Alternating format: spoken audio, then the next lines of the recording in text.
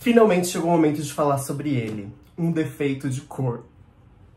Eu tava procrastinando porque eu sentia que seria um vídeo muito importante pra eu fazer de qualquer maneira. Eu tinha muito medo do tamanho de Um Defeito de Cor e eu achava que eu não ia dar conta desse livro. Então a primeira coisa que eu tenho pra contar pra você é que sim, você pode tranquilo fazer essa leitura, porque foi muito fácil, uma leitura muito fluida, uma linguagem muito impecável e tudo fluiu muito bem. Esse livro de 950 páginas, da Ana Maria Gonçalves, foi vencedor do prêmio Casa de las Américas e é considerado um dos livros mais importantes da literatura brasileira contemporânea do século XXI. Ele já vendeu mais de 150 mil exemplares desde o seu lançamento em 2006. E ele mistura ficção com realidade para resgatar a memória da população negra do Brasil. E com todo esse contexto, eu achava que ele ia ser extremamente cabeçudo. Uma coisa assim que eu não ia, sabe, juntar Lé com Cré. Quando eu lia ele, eu ia ficar tipo... esse livro talvez seja um pouco demais pra mim, para o meu QI. E surpreendentemente, não foi nada assim. Eu acho que eu devorei esse livro aqui em, sei lá, 20 dias. E eu não botava fé de que isso ia acontecer. Eu achava que seria um livro que eu ia pegar agora, assim, ó, no final de outubro, foi quando eu comecei a ler, e eu ia até o final do ano persistindo na leitura. Mas eu tenho que reconhecer que eu tenho um ritmo de leitura ali um pouco mais rápido e tal, eu acabo trabalhando com isso, né? Leio muitos livros, faço resenhas e tal, enfim, então acho que tá tudo certo se essa não for a sua realidade. Mas entenda, um livro que eu achava que eu ia ficar meses, eu li em menos de um mês. E como vocês talvez já devem imaginar, o título Um Defeito de Cor está relacionado à cor da pele preta. Esse termo foi retirado de uma lei que existia lá no período colonialista no Brasil, que dizia que pessoas negras que fizessem parte da administração pública, de cargos religiosos, tinham que abdicar da sua cor, escrevendo um pedido de dispensa para o imperador do seu defeito de cor. Bom, não sei porque a gente ainda se surpreende com esse tipo de coisa, né, mas... Infelizmente eu li a sinopse desse livro antes de começar a ler, e eu fiquei um pouco decepcionado, porque ele me deu muitos spoilers. E eu fiquei tipo, putz, que bosta. Mas bobo sou eu de achar que um tequinho de coisa que estava escrito aqui ia me entregar de bandeja a história de um livro de quase 1000 páginas. É óbvio que não. Um Defeito de Cor narra a história de Kendé, que inclusive achava que falava Querinde, mas fala Kendé.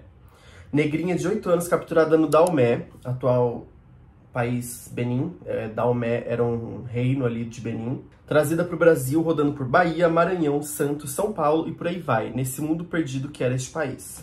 A saga de Kendé atravessa 8 décadas, mais ou menos o mesmo tempo que o negro Damião vive no romance de Josué Montello. Josué Montello? Montello? Ai, que eu sou burrinho. Ouvindo os Tambores de São Luís, romance já merecidamente clássico. Rebeliões, violências inauditas, como arrancar olhos de escravas e castrar escravos por ousarem ser rivais sexuais de senhores. A negritude muçulmana, um mundo que se debate com liberdades falsas, mas também verdadeiras como a da própria Kendé, que a conquista aprendendo a ler, escrever e falar inglês. E lhe permite fugir para o Maranhão e para o Recôncavo e até para o Rio, na procura desesperada de um filho vendido. Madura e liberta mesmo em sua alma, Kendé volta à África, vira industrial, casa com um negro inglês e já velha volta ao Brasil, onde não chega. A vida, não sei se vocês sabem, não tem happy end.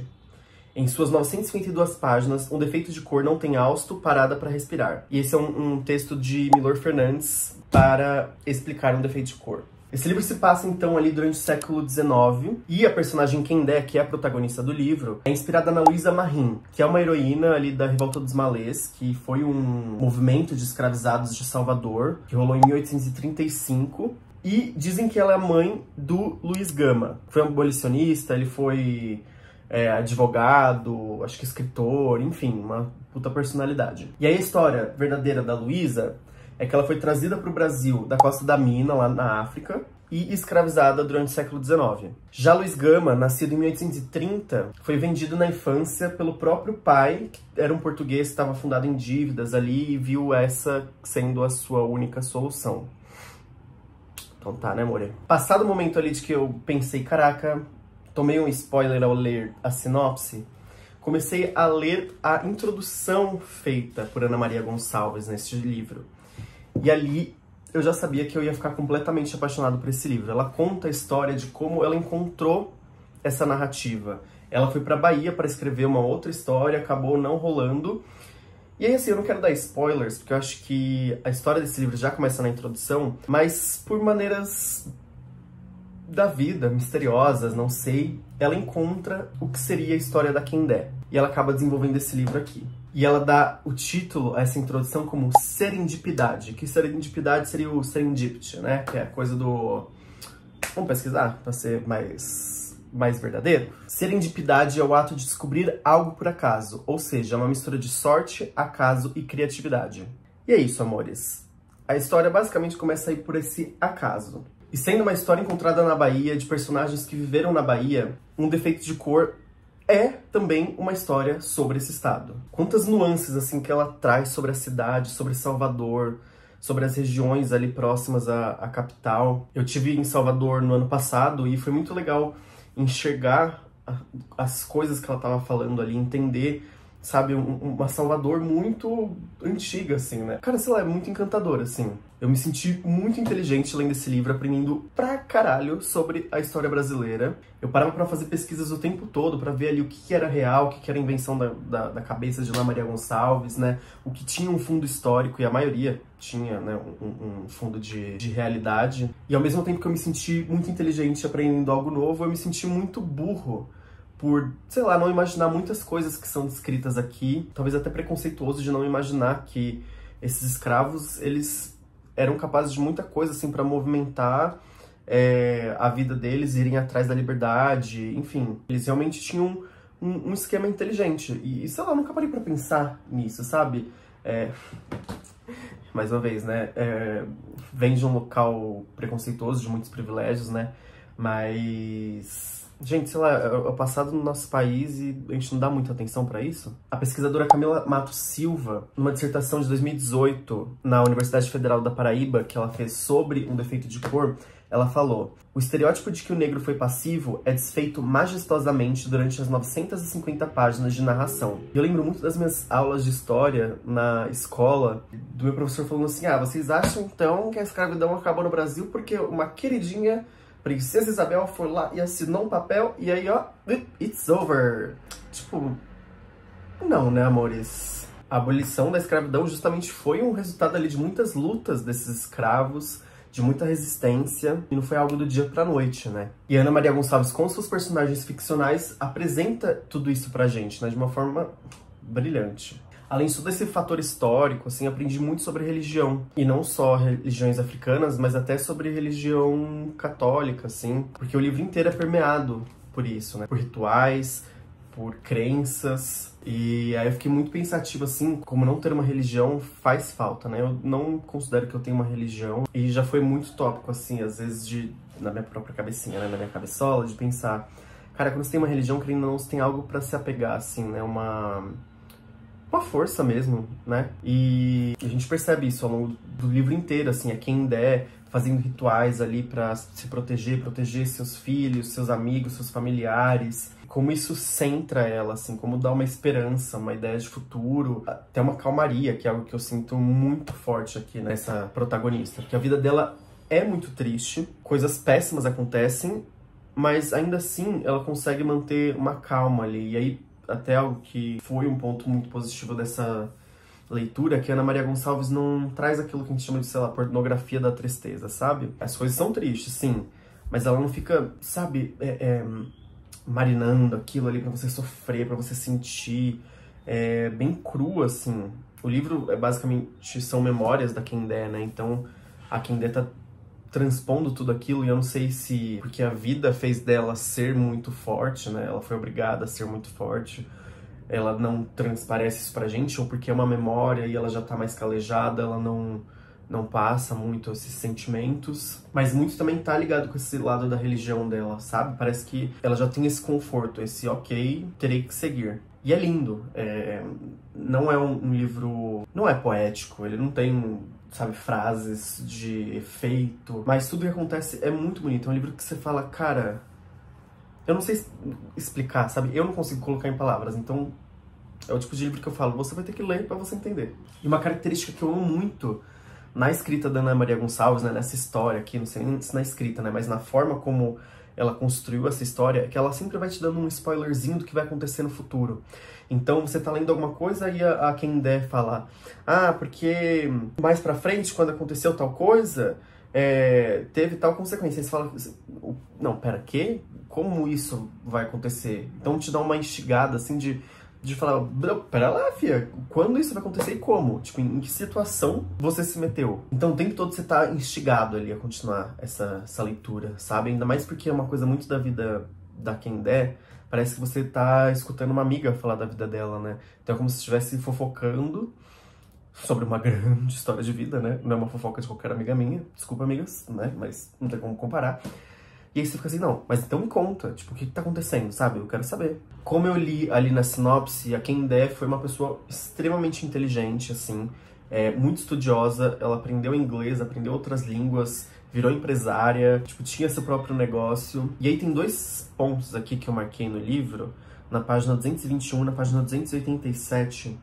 Eu acho que eu não preciso nem ler os trechos, assim, mas basicamente ela fala sobre como essa inteligência um pouco fora da curva, né, fora do que era esperado, principalmente, né, para um escravo, fez com que às vezes ela se afastasse das pessoas que estavam ao redor dela, porque é como se ela fosse incompatível, assim, sabe, um pensamento que realmente vai te excluindo, vai te afastando. E até uma vez eu tinha visto algum TikTok sobre isso, sobre famílias emergentes que dão toda a educação do mundo para seus filhos, se esforçam pra caramba e esses filhos acabam se deslocando assim, né, entrando num contexto social que tá muito distante dos pais e começa a ter conflito entre as ideias, entre a percepção de mundo, né, a bagagem que esse filho carrega é muito diferente da bagagem que os pais carregam, então eles não conseguem ter umas trocas, assim, sabe? E lendo, né, sobre a vida da Kendé, isso me voltou, assim, à memória. Talvez é porque era algo que eu tinha visto há pouco tempo, provavelmente no TikTok, né, ou algo do tipo, mas ela acaba sofrendo com isso, tanto pelo lado de, às vezes, ela não conseguir se relacionar com outras pessoas ali do contexto dela, quanto isso acabou dando uma valorizada no preço que ela tinha ali, né? E aí quando eu digo preço, é até o preço que ela precisa pagar pela liberdade dela.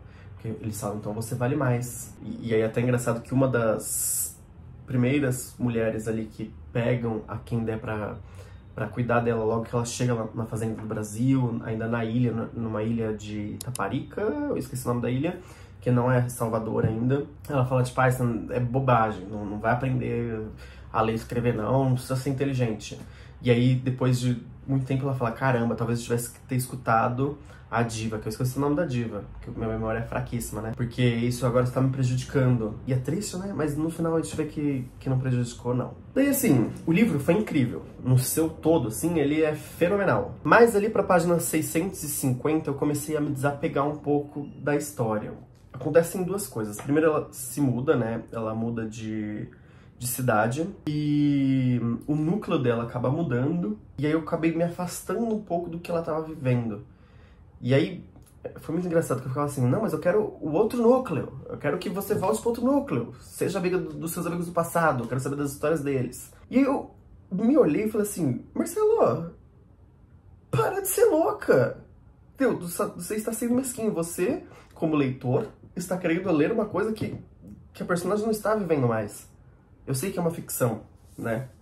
Mas se coloca no local de Kendé. Se você tá sentindo falta do núcleo antigo dela, imagina ela. E ela tá lá, vivendo, ou sobrevivendo, que seja. E aí você tá aí, não, eu preciso dos personagens antigos. Enfim, foi um autotapa que eu dei na minha cara. Aí o segundo ponto é que como ela mudou de cidade, ela acaba contextualizando muito tudo que tá acontecendo. E essa contextualização, a de Salvador, inicial, ela foi acontecendo muito dissolvida ali ao longo da história, né? Tinha a narrativa de Kendé e todos os seus personagens secundários, e ao mesmo tempo a evolução da cidade, das coisas que aconteciam, ela ia contextualizando ali, ia te inserindo naquele contexto. Agora, quando ela vai pra essa outra cidade, ela precisa contar tudo muito rápido, assim. E aí é meio que assim, não é um capítulo, né, mas são subdivisões do capítulo. São 10 capítulos ao total desse livro, e dentro desses 10 tem... cara, subdivisões mesmo. E aí era basicamente assim, uma da história da Kendé, outra história da cidade. Aí eu ficava assim... eu não quero saber, velho. Foda-se. E aí eu sei, gente, que isso é um probleminha meu, né? Uma experiência única minha. Porque se você for pegar, assim, todo aquele contexto que a Kendé está trazendo, é algo que Ana Maria Gonçalves pesquisou brilhantemente bem. Então o livro não é ruim, não é que a partir da página 650 ele fica ruim. Foi uma experiência completamente única, minha. Esse aqui é um problema meu. Tanto que quando eu fui dar nota pra esse livro, que não tinha como dar nada abaixo de 5 estrelas, eu nem levei isso em consideração, porque eu sei que era algo que eu queria, não precisava. Eu queria, tipo, vai, fala logo sobre a história dela, não quero saber sobre a contextualização política e do local lá, enfim. Mas era necessário. Pra vocês entenderem, Ana Maria Gonçalves demorou 5 anos para produzir esse livro. Foram 2 anos de pesquisa, 1 ano de escrita e 2 anos de reescrita do que ela já tinha feito. E isso foi baseado, assim, em extensa pesquisa documental. Ela pesquisou em jornais da época, livros. Por exemplo, tem uma história que se passa aqui dentro do livro de uma mãe escrava que se trancou num quarto e tentou matar seus filhos e a si mesma para fugir ali da realidade que eu tava vivendo. De fato, era isso. E essa história, Ana Maria Gonçalves encontrou no jornal baiano da época e acabou servindo ali de complemento, né, pra história dela. E aí, juntando esses fragmentos que ela pega, a história real sobre a Heloísa Marim e de várias outras figuras ali importantes, ela acaba chegando em mais de 400 personagens. Nem ela mesma sabe dizer quantos personagens tem. Ela disse que ela chegou a contar até o 8º capítulo, se eu não me engano, e já estava chegando em mais de 450 personagens. E aí, depois disso, ela desistiu. Gente, eu vou ser sincero. Eu percebi que tem mais de 450 personagens aqui? Não. Tem gente pra caramba, tá? Ela fala de muita gente. Mas tudo isso, eu fiquei meio assustado. Mas foi ela que disse. Tá bom, não vou contrariá-la. E são mais de 450 personagens distribuídos em 950 páginas. E a gente pensa, nossa, é um livro muito longo. Mas, se você achava que era um livro muito longo, saiba que ela cortou o livro pela metade. Isso foi ela que disse também em entrevista para o Estado de São Paulo. E é muito curioso que numa entrevista que ela dá pro Marcelo Taz no programa Provoca, ela contou como foi o processo de escrita dela. E é muito doido, né? Como é muito único para cada autor, de fato. Ela imaginou ali que teriam 100 anos de história, e ela distribuiu na parede, colou na parede 100 folhas em branco e dividiu em 3 colunas. Então a primeira coluna seria o que aconteceria naquele ano na vida da Kendé, que é a protagonista. Na segunda coluna, o que aconteceria na vida dos personagens secundários. E na terceira coluna, o que estava acontecendo ali no contexto histórico, local, mundial, enfim, para contextualizar toda a história. Ela fala que esse é um projeto de um livro que gostaria de ter lido sobre todas aquelas histórias esquecidas e perdidas nos arquivos. E ela complementa, as mulheres tiveram um papel importantíssimo durante a escravidão, não se tem quase nada de informações sobre elas, nem no Brasil, nem na África. E aí, complementando isso que ela diz, numa entrevista pro programa Roda Viva da TV Cultura, que rolou em 2023, ela falou que ela não enxerga o livro dela dentro de um nicho da literatura negra. Ela quer que o livro dela seja enxergado como um lugar, assim, da literatura brasileira. E assim, Mona, pode ficar tranquilaça. Porque eu acho que você chegou lá. Assim, eu não tenho muito o que falar. Pra mim, eu digo e estou repetindo o tempo todo que esse daqui é um livro obrigatório para qualquer brasileiro.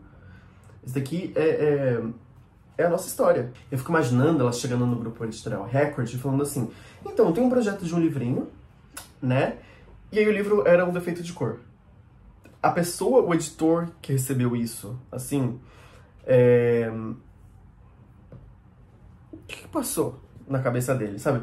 Porque Ana Maria Gonçalves não era uma escritora famosa, ela não era alguém do núcleo.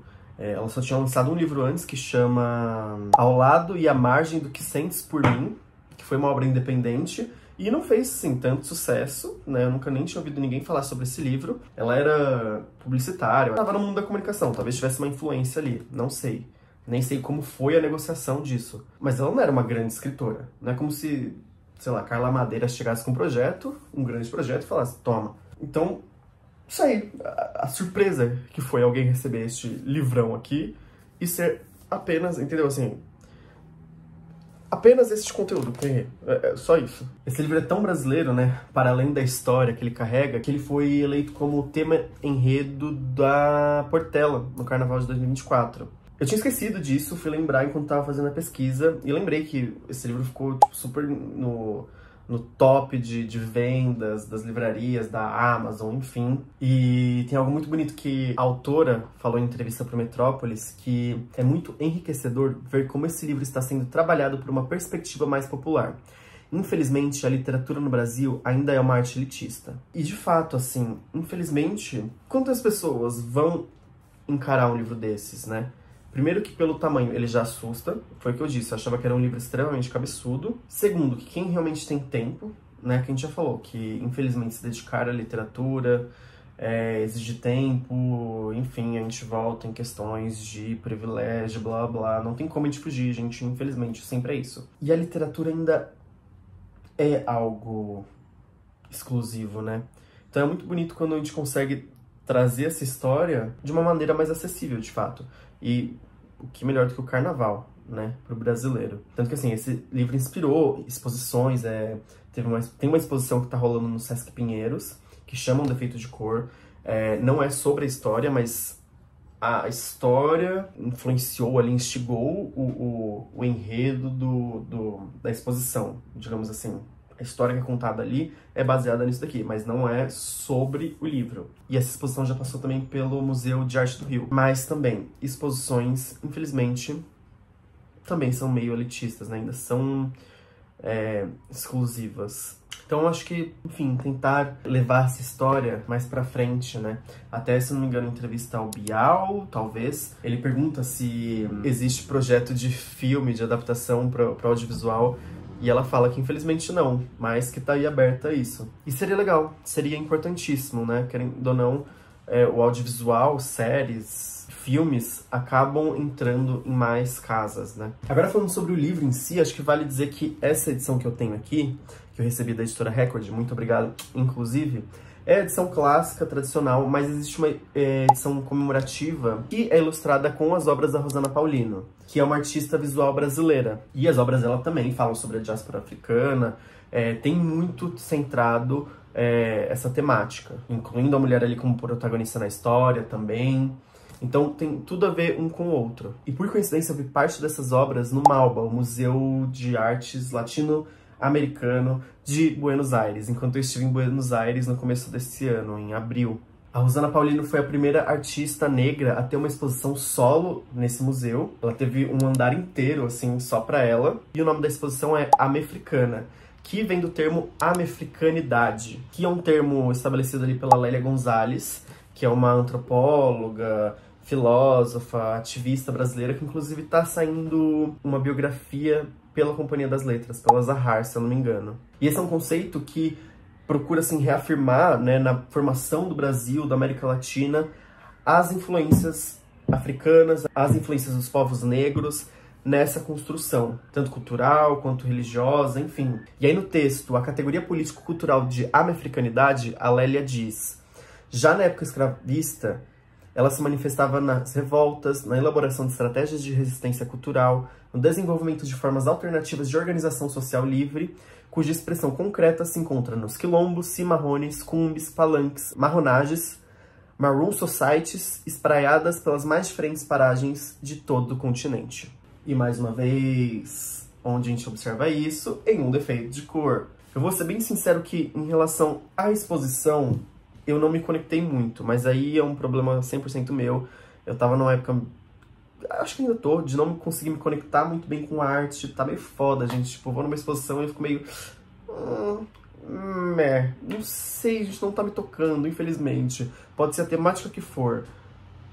Tá fechado, gente. Eu não sei o que tá acontecendo. Mas eu queria colocar um vídeo aqui, que eu gravei enquanto eu estive nessa exposição, que foi uma das coisas que me chamou a atenção ali, eu achei curioso. Era o barulho do mar, assim, era um vídeo sobre o mar. E aí a Rosana fala sobre isso. E aí, quando eu estava lendo, quando eu estava pesquisando sobre a exposição, me bateu muito. Que ela fala: é uma instalação sobre a travessia dos homens e mulheres sequestrados na África e trazidos para o Brasil. No começo, para evitar rebeliões, eles ficavam presos na mesma posição, uma maneira de enfraquecer tanto o corpo como o espírito. E assim, só ouviam o som do mar. Então, quando você entra naquela sala com aquele som do mar, dá pra entender? Assim, o quão forte isso é? Bom, eu comecei dizendo que eu terminei Um Defeito de Cor, mas pra ser bem sincero, Eu acho que nunca se termina esse livro aqui. Ele vai continuar, com toda certeza, pelo resto da minha vida aqui na minha cabeça, matutando. Eu acho que eu posso dizer com liberdade que essa daqui foi a melhor leitura que eu tive no ano de 2024. Eu sei que eu já falei isso de muitos livros aqui, mas aqui não é um livro só o melhor do ano, é um dos melhores da vida, assim, de fato. Depois que eu li, eu fiquei pensando como eu quero gastar meu tempo com obras tipo isso daqui. Eu sei que nem sempre a leitura precisa ser significativa, te trazer experiências, te trazer coisas. Às vezes pode ser só entretenimento, uma coisa boba.